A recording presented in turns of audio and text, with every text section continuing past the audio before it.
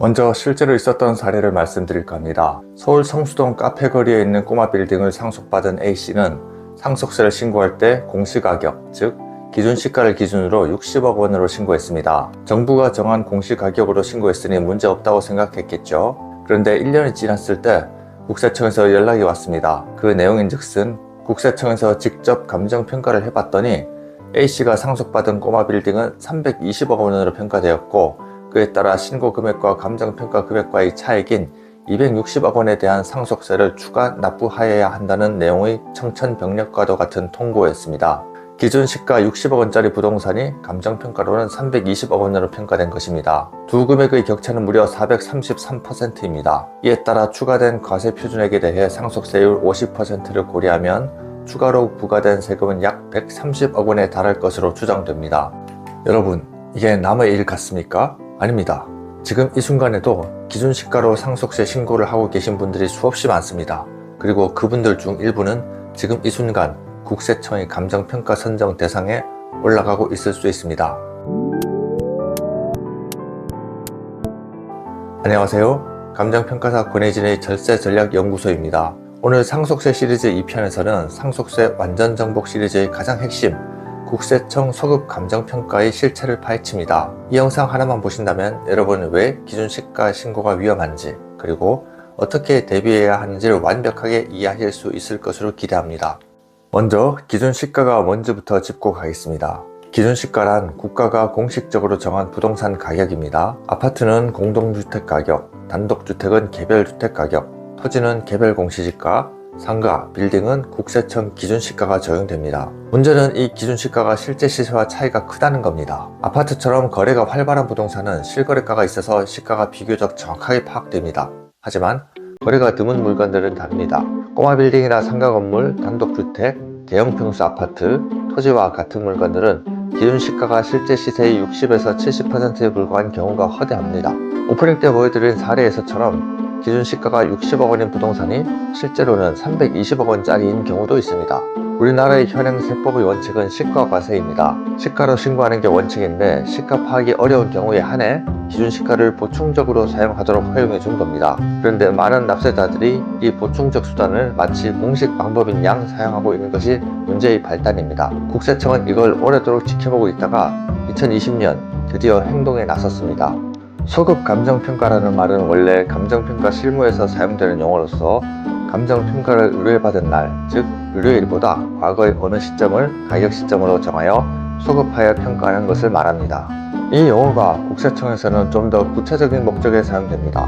즉 납세자가 시가가 없는 물건을 시세보다 낮은 기준시가로 신고했을 때 국세청은 내부 심의를 거쳐 감정평가 대상을 선정합니다. 그리고 선정된 대상에 대해서 국세청이 직접 감정평가법인 두 곳에 수수료를 주고 상속 당시를 기준 시점으로 한 소급 감정평가를 의뢰합니다. 그렇게 해서 나온 감정평가액이 신고액보다 높으면 높은 금액 기준으로 세금을 다시 부과합니다.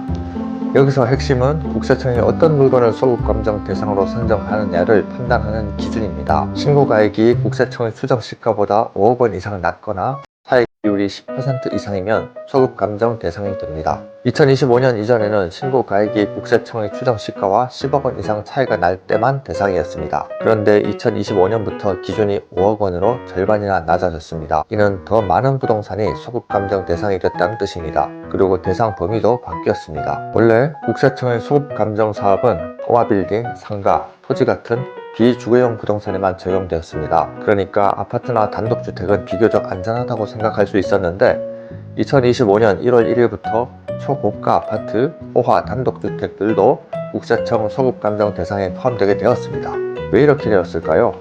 국세청이 직접 발표한 자료를 보면 이해됩니다. 거래가 활발한 중형 아파트는 실거래가 기준으로 과세가 되는데 거래가 드문 대형 아파트는 기준시가로 과세되니 오히려 비싼 아파트가 세금을 덜 내는 역전 현상이 발생했던 겁니다. 국세청은 이 불평등을 바로잡겠다며 2025년부터 고가의 주거용 부동산까지 감정평가를 확대했습니다. 그 의지가 얼마나 강한지 예산을 보면 알 수 있습니다. 2024년 국세청 감정평가 예산은 45억 원이었는데 2025년도 예산은 90억 원이었습니다. 국세청이 이 사업을 얼마나 진지하게 밀어붙이는지 숫자가 말해주고 있습니다. 실제 사례를 3가지 소개해 드리겠습니다. 첫 번째 사례는 서울 성수동에 있는 꼬마 빌딩의 사례입니다. 이 부동산을 상속세 납세자가 공시가격 기준으로 60억 원에 신고했습니다. 그런데 국세청이 이 물건에 대하여 소급 감정 평가를 의뢰한 결과 320억 원으로 평가된 것입니다. 금액 차이가 무려 260억 원에 달하며 증가율은 무려 433%에 이릅니다. 이로 인해 추가로 부과된 상속세가 130억 원에 달했을 것으로 추정됩니다. 두 번째 사례는 서울 외곽에 위치한 재개발 초기 단계 지역의 단독주택의 사례입니다. 이 물건의 공시가격은 6억 원이었고 세무사의 조언으로 감정평가를 미리 받아봤더니 감정평가액은 14억 원이 나왔습니다. 이 경우에 공시가격으로 신고하면 상속세는 약 873만 원입니다. 하지만 국세청이 소급 감정을 하면 예상 감정평가액 14억 원을 기준으로 상속세는 약 2억 원이 부과되며 여기에 가산세까지 추가됩니다. 하지만 미리 감정평가를 받아서 14억 원으로 신고한 이분은 국세청의 소급 감정 리스크를 완전히 차단한 겁니다. 또 다른 사례는 서울 강남권 전용면적 200제곱미터의 대형 아파트입니다. 이런 고가주택은 거래가 거의 없어 기준 시가를 정확하게 산정하는 것이 쉽지 않아서 시세의 50% 수준으로 책정되는 경우도 있습니다. 또한 이 아파트는 세법상 2024년까지는 주거용 부동산이라서 소급 감정평가 대상이 아니었습니다. 하지만 2025년도부터는 다릅니다. 이 아파트를 기준시가로 상속세 신고하면 이제는 국세청 소급 감정평가 대상이 됩니다. 소급 감정평가가 무서운 이유는 단순히 세금을 더 내는 것 때문만이 아닙니다. 바로 가산세 때문입니다. 납세자가 성실하게 신고했더라도 국세청이 나중에 소급 감정평가를 통해 부동산 가액을 높이게 되면 납세자 입장에선 처음에 적게 신고한 것이 되어버립니다. 그러면 평가 방법의 차이로 인해 발생한 과소신고 가산세는 면제가 된다 하더라도 납부지연 가산세는 발생합니다.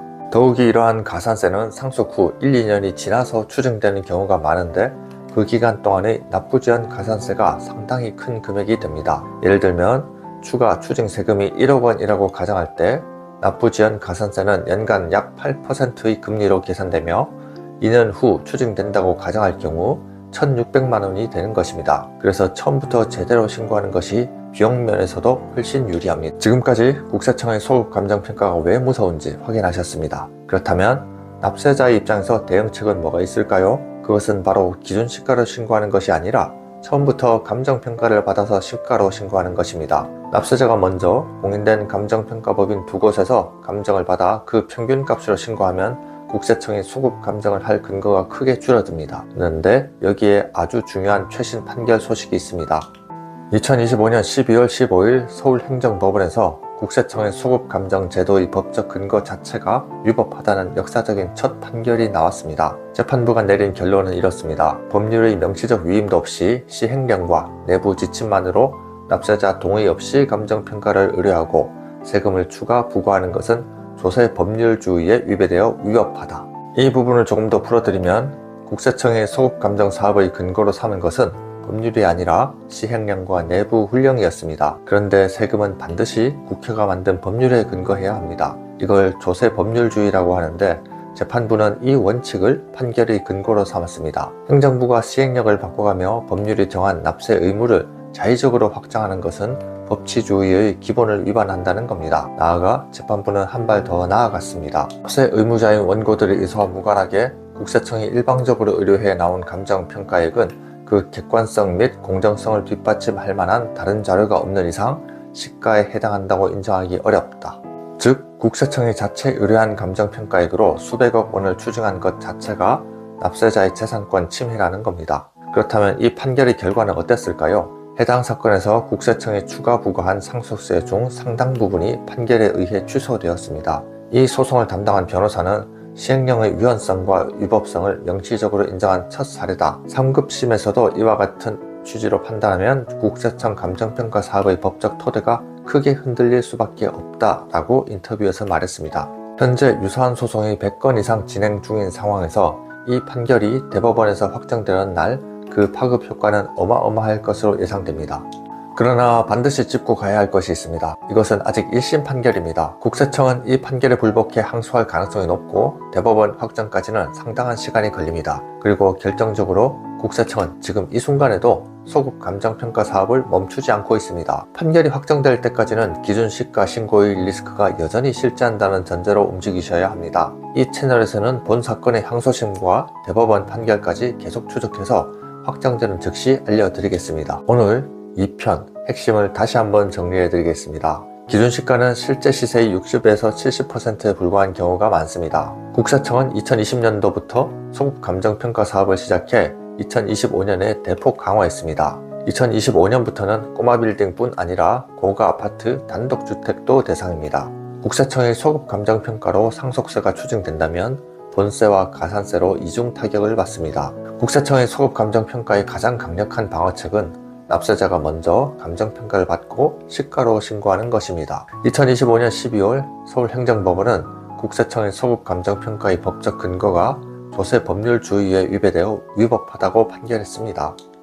다음 영상에서는 상속재산에 대한 감정평가를 어떻게 받아야 하는지, 비용은 얼마나 드는지, 왜 2곳 이상의 평가법인에서 받아야 하는지, 평가법인 한 곳만 받아도 되는 경우는 어떤 경우인지에 대한 내용을 다룰 예정이니 많은 시청 부탁드리겠습니다. 본 채널을 구독, 알림 설정하시면 3편 업로드 즉시 알림을 받으실 수 있습니다.